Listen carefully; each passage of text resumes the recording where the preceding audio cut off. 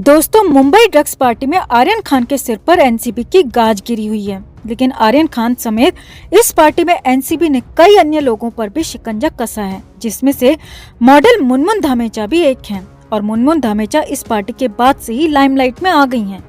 लेकिन आर्यन खान के साथ ड्रग पार्टी में पकड़ी गई मुनमुन धामेचा के घर में दरवाजा तोड़कर चोरी की कोशिश की गई है। कौन है मुनमुन धामेचा और इनके आर्यन खान से क्या है कनेक्शन, आपको बताते हैं सब कुछ। आप भी इस नशेड़ी गंजेड़ी बॉलीवुड पर कमेंट कर अपनी राय, अपनी बात जरूर रखें और वीडियो को लाइक और शेयर कर अपना प्यार और सपोर्ट भी जरूर दिखाएं। तो मुंबई में सुपरस्टार शाहरुख खान के बेटे आर्यन खान ड्रग्स के केस के साथ क्रूज पर ड्रग्स पार्टी करते पकड़े गए। मुनमुन धामेचा मध्य प्रदेश के सागर जिले की रहने वाली हैं। मुनमुन इस ड्रग पार्टी के बाद से ही लाइमलाइट में आईं। दरअसल मुनमुन के सागर स्थित खाली पड़े घर पर मंगलवार रात चोरों ने धावा बोल दिया था। चोर चोरी के मकसद से मुनमुन के घर पहुंचे थे। उन्होंने रात में दरवाजा तोड़ने की कोशिश की। बदमाशों ने रात को किसी टूल की मदद से दरवाजा तोड़ने की काफी कोशिश की थी। जब चोर दरवाजा तोड़ने में लगे हुए थे तो उस समय पड़ोसियों को आवाज सुनाई दे गई, जिसके बाद आसपास के पड़ोसी वहां पहुंच गए और उन्होंने शोर मचा दिया, जिस कारण दो बदमाश अपना सामान छोड़कर मौके से फरार हो गए। मामले में लोगों ने गोपालगंज थाना पुलिस को सूचित किया। पुलिस मौके पर पहुंची। घटना स्थल से पुलिस ने दरवाजा तोड़ने वाला टूल जब्त किया है। घर के साइड में रहने वाले देवानंद दुबे ने बताया कि रात को दरवाजा तोड़ने की आवाज सुनाई दी, जिसके बाद उन्होंने घर से बाहर आकर देखा। चोरी का अंदेशा होने पर जब शोर मचाया तो दो लोग भागते हुए नजर आए। हालांकि बदमाश दरवाजा तोड़ नहीं पाए।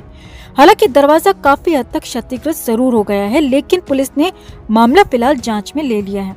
आपको बता दें कि मुनमुन धामेचा ड्रग्स पार्टी में पकड़ी गई हैं। मध्य प्रदेश के सागर के तहसील इलाके की रहने वाली मुनमुन धामेचा को अभिनेता शाहरुख खान के बेटे आर्यन खान के साथ क्रूज पर पार्टी करते हुए देखा गया था। वो सागर में अपनी माँ और भाई के साथ रहती हैं।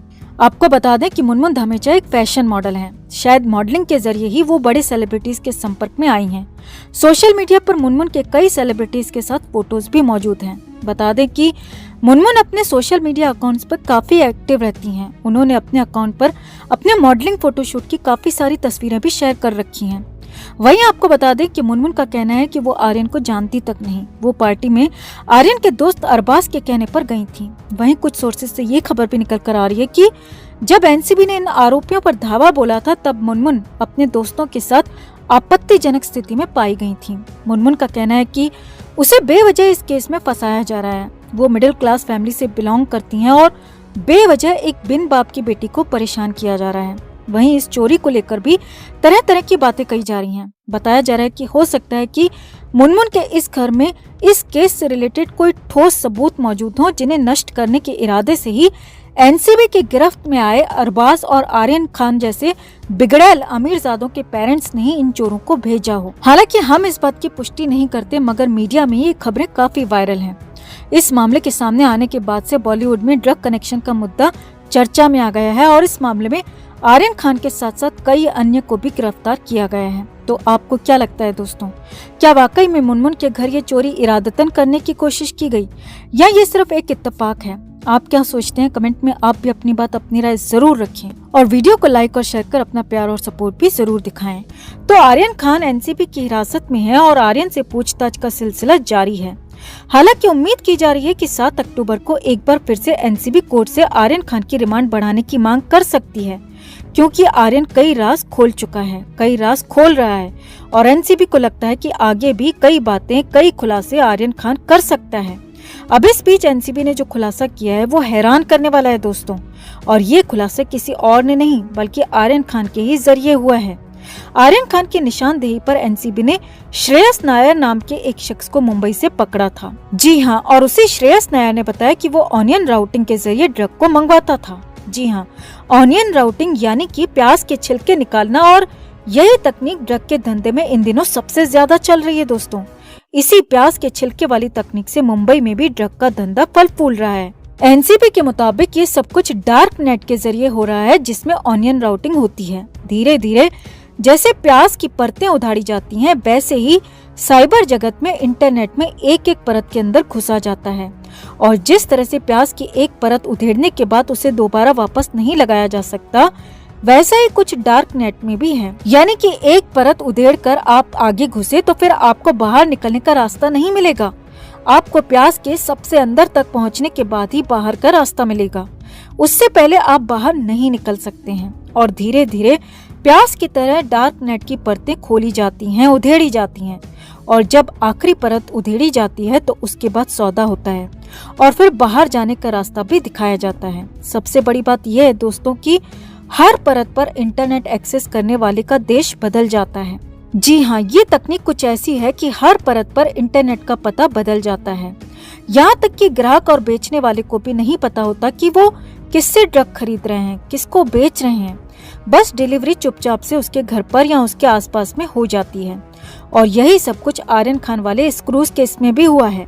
एनसीबी के मुताबिक उस क्रूज में जो ड्रग उपलब्ध कराई गई थी वो डार्क नेट के जरिए, यानी कि इसी प्याज वाली तकनीक के जरिए लाई गई थी। चाहे वो आर्यन खान के पास मौजूद हो या फिर अरबाज मर्चेंट या फिर किसी और के पास मौजूद ड्रग, सभी को डार्क नेट की परतें खोलकर ड्रग उपलब्ध कराई गई थी और वहीं से इसकी सप्लाई चल रही थी। यही नहीं, सबसे हैरान करने वाला इसका पेमेंट का तरीका है दोस्तों। इसकी पेमेंट पूरी तरह से ऑनलाइन और क्रिप्टो करेंसी में हो रही है। जी हाँ, जिस क्रिप्टो करेंसी को अब तक कई देशों में मान्यता नहीं मिली है, यहाँ तक कि भारत में भी उसे पूरी तरह से समर्थन नहीं मिला है।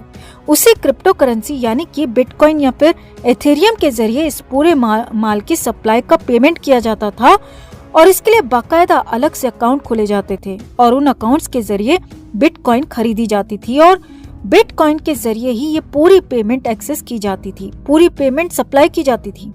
एनसीबी के मुताबिक मुंबई और आसपास ड्रग के इस धंधे के लिए डार्क नेट को सबसे बड़ा जरिया बनाया गया है, क्योंकि इसमें किसी को भनक ही नहीं लगती है कि किसने कहां से क्या खरीदा, बस डिलीवरी हो जाती है।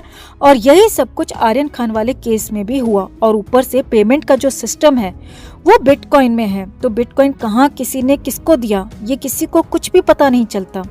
मगर अब एनसीबी ने इसी ऑनियन राउटिंग यानी कि प्याज के छिलके वाली तकनीक को भी तोड़ दिया है और बहुत जल्द इसमें भी बहुत बड़ा एक्शन होने वाला है। और सबसे बड़ी बात यह है दोस्तों कि आर्यन खान को ही इससे बड़ा झटका लगने वाला है। एनसीबी ने आर्यन पर जो चार्जेस लगाए हैं उसके मुताबिक आर्यन ड्रग की खरीद बिक्री भी कर रहा था और अब डार्क नेट के रहस्य खुलने के बाद तो आर्यन की मुश्किलें कई गुना बढ़ गई हैं, क्योंकि हो सकता है कि आर्यन खान ने भी डार्क नेट के जरिए कुछ खरीदारी या फिर खरीद फरोख्त की हो, जिसका एनसीबी पता लगा रही है। अब आपका इस पूरे खुलासे पर क्या कहना है?